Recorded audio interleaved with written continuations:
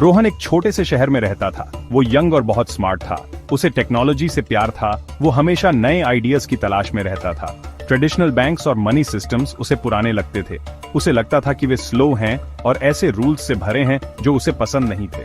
वो अक्सर सोचता था कि क्या कोई बेहतर तरीका है, एक ऐसा तरीका जिससे लोगों का ज्यादा कंट्रोल हो, एक ऐसा तरीका जिससे मनी तेज और ज्यादा ओपन हो। वो एक अलग फाइनेंशियल वर्ल्ड का सपना देखता था जो हर किसी को ज्यादा फ्रीडम और अपॉर्चुनिटी दे सके, चाहे वो कहीं से भी हो या किसी को जानते हो। एक दिन रोहन ने एक कानाफूसी सुनी। ये बिटकॉइन नाम की किसी चीज के बारे में थी। उसे ये एक इंटरनेट फोरम पर मिला। लोग डिजिटल मनी के बारे में बात कर रहे थे। ऐसा पैसा जिस पर किसी गवर्नमेंट का कंट्रोल नहीं था, ऐसा पैसा जो सिर्फ दुनिया भर के कंप्यूटर्स पर मौजूद था। ये जादू जैसा लग रहा था, ये साइंस फिक्शन जैसा लग रहा था। रोहन को बहुत इंटरेस्ट आया। वो और जानना चाहता था। ये आइडिया कि एक ऐसी करेंसी जो किसी एक देश या बैंक से जुड़ी नहीं है, उसके क्यूरियस माइंड को बहुत अपील कर रहा था और उसके राज खोलने की गहरी इच्छा जगा रहा था। पहले तो रोहन को थोड़ा डाउटफुल था। पैसा सिर्फ डिजिटल कैसे हो सकता है? इसे किसने बनाया? क्या यह सेफ था? ये सवाल उसके दिमाग में घूम रहे थे। लेकिन उसकी क्यूरियोसिटी उसके डाउट से ज्यादा स्ट्रांग थी। उसने ऑनलाइन सर्च करना शुरू कर दिया। उसने आर्टिकल्स पढ़े, उसने वीडियोस देखे। जितना ज्यादा वो सीखता गया, उतना ही ज्यादा वो एक्साइटेड होता गया। डिसेंट्रलाइज्ड लेजर यानी ब्लॉकचेन का कॉन्सेप्ट उसे अजीब तरह से समझ आने लगा। ये कॉम्प्लेक्स था, फिर भी इसका कोर आइडिया दमदार था। मैथमेटिक्स और कोड के जरिए बनाया गया ट्रस्ट। उसने कई रातें पढ़ने में बिताई। उसने क्रिप्टोग्राफी के बारे में सीखा। उसने नेटवर्क्स के बारे में सीखा। बिटकॉइन सिर्फ मनी नहीं था, उसे एहसास हुआ यह एक नई तरह की टेक्नोलॉजी थी। यह ट्रस्ट के बारे में सोचने का एक नया तरीका था। इसने एक ऐसे सिस्टम का वादा किया जहां चीजों को वेरीफाई करने के लिए आपको बड़ी कंपनीज या गवर्नमेंट्स पर डिपेंड रहने की जरूरत नहीं थी। रोहन के लिए यह एक रेवोल्यूशनरी आइडिया था। ऐसा लगा जैसे किसी बहुत बड़ी चीज की शुरुआत हो, कुछ ऐसा जो दुनिया को बदल सकता है, जैसे सालों पहले इंटरनेट ने किया था। उसे इस मिस्टीरियस दुनिया की ओर एक खिंचाव महसूस हुआ। रोहन ने तय किया कि उसे सब कुछ समझना है। ये क्रिप्टो की दुनिया उसे बुला रही थी। उसने ऑनलाइन ग्रुप्स ज्वाइन किए। उसने बहुत सारे सवाल पूछे। कुछ लोग हेल्पफुल थे, दूसरे कंफ्यूजिंग थे। क्रिप्टो की लैंग्वेज एक नए कोड की तरह थी। ब्लॉकचेन, माइनिंग, प्राइवेट कीज और पब्लिक एड्रेसेस जैसे शब्द हर जगह थे। उसे एक नई जमीन पर एक एक्सप्लोरर जैसा महसूस हो रहा था, जो इलाके का नक्शा बनाने और उसके अजीब रिवाजों को समझने की कोशिश कर रहा हो। ये एक चैलेंजिंग सफर था, लेकिन हर नई इंफॉर्मेशन के साथ उसका डिटर्मिनेशन और बढ़ता गया। उसने डिजिटल वॉलेट्स के बारे में सीखा। ये उसके जेब वाले लेदर वॉलेट जैसे नहीं थे। इन वॉलेट्स में सीक्रेट कोड्स होते थे। ये कोड्स डिजिटल मनी तक एक्सेस देते थे। उसने क्रिप्टो एक्सचेंजेस के बारे में सीखा। ये ऑनलाइन मार्केट्स थे जहां लोग क्रिप्टो करेंसीज खरीदते और बेचते थे। ये स्टॉक मार्केट जैसा था, लेकिन इस नए तरह के एसेट के लिए। वो केयरफुल था। उसने सिक्योरिटी के बारे में पढ़ा। वो जानता था कि इसमें रिस्क्स थे। वो समझ गया था कि यह नया फ्रंटियर एक्साइटिंग तो था, लेकिन अगर कोई कॉशियस न रहे तो डेंजरस भी हो सकता था।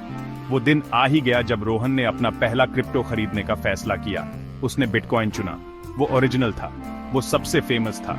उसने बहुत स्मॉल अमाउंट से शुरुआत की, ऐसा पैसा जो वो लूज करना अफोर्ड कर सकता था। प्रोसेस बड़ा नर्व रैकिंग था। उसे अपनी आइडेंटिटी वेरीफाई करनी पड़ी। उसे अपना बैंक अकाउंट कनेक्ट करना पड़ा। उसने हर स्टेप को डबल चेक किया। वो पहला ट्रांजैक्शन करना फाइनेंस के एक बिल्कुल नए डिमेंशन में एक बड़ी छलांग लगाने जैसा लगा। डर और एक्साइटमेंट का एक मिक्स उसके अंदर दौड़ रहा था। जब ट्रांजैक्शन कंप्लीट हुआ तो उसने अपने नए डिजिटल वॉलेट में बिटकॉइन का एक छोटा सा फ्रैक्शन देखा। ये एक अजीब फीलिंग थी। ये कोई कॉइन नहीं था जिसे वो पकड़ सकता था। ये स्क्रीन पर सिर्फ नंबर्स थे, लेकिन यह उसका था। वो इस नई डिजिटल दुनिया के एक हिस्से का मालिक था। वो अपना फोन चेक करता रहता था, प्राइस को ऊपर नीचे होते देखता रहता था। उसे एक ग्लोबल कम्युनिटी से कनेक्शन महसूस हुआ जो इस फ्यूचर में यकीन रखती थी। वो अब सिर्फ एक ऑब्जर्वर नहीं था, वो एक पार्टिसिपेंट था। अचानक क्रिप्टो मार्केट में बूम आ गया। प्राइसेस बहुत तेजी से ऊपर गए। रोहन का छोटा सा इन्वेस्टमेंट बढ़ गया। वो डबल हुआ, फिर ट्रिपल हो गया।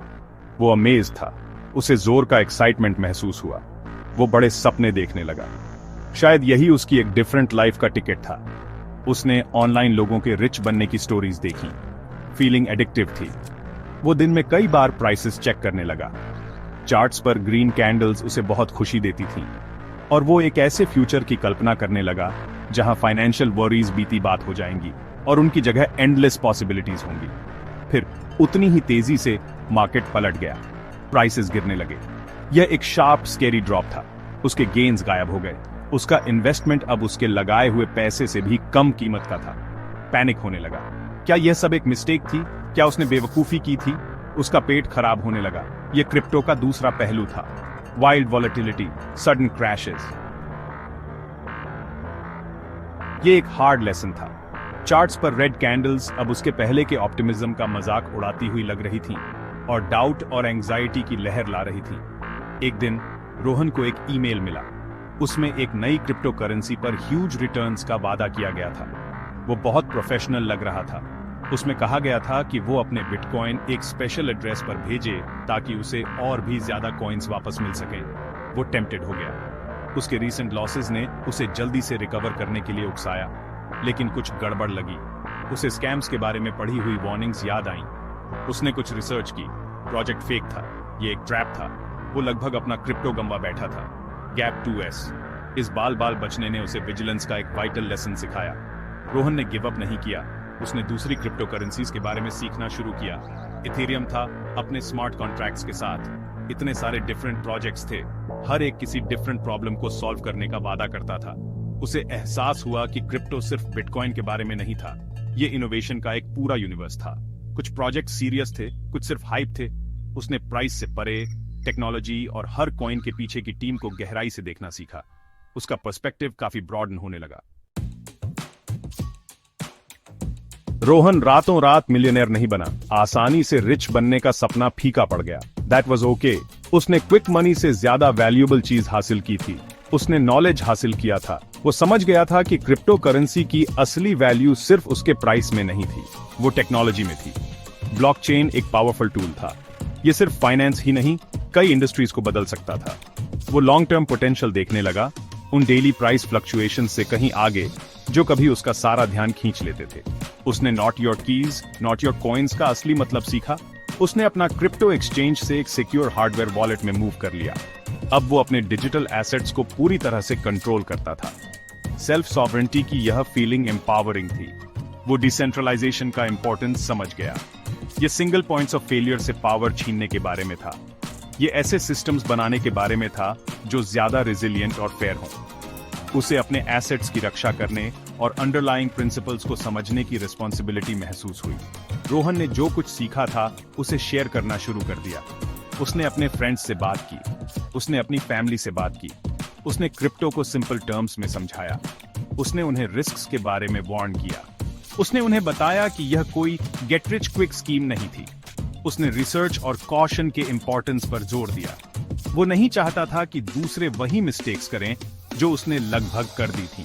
उसे दूसरों को एजुकेट करने में, इस कॉम्प्लेक्स स्पेस को ज्यादा अवेयरनेस और कम डर के साथ नेविगेट करने में मदद करने में खुशी मिली। क्रिप्टो करेंसी के साथ उसकी जर्नी ने उसे बदल दिया था। वो अब सिर्फ प्रॉफिट्स के पीछे नहीं भाग रहा था, वो क्रिप्टो को एक मूवमेंट के तौर पर देखता था, एक ज्यादा ओपन, ट्रांसपेरेंट और सबके लिए बराबर फाइनेंशियल सिस्टम की ओर एक मूवमेंट। वो अब भी हर दिन सीख रहा था।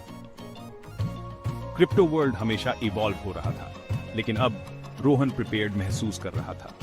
उसके पास इसके मिस्ट्रीज को नेविगेट करने के लिए नॉलेज और विजडम थी। वो फ्यूचर को लेकर एक्साइटेड था, सिर्फ अपने लिए नहीं, बल्कि इसलिए कि यह टेक्नोलॉजी दुनिया के लिए क्या ला सकती थी।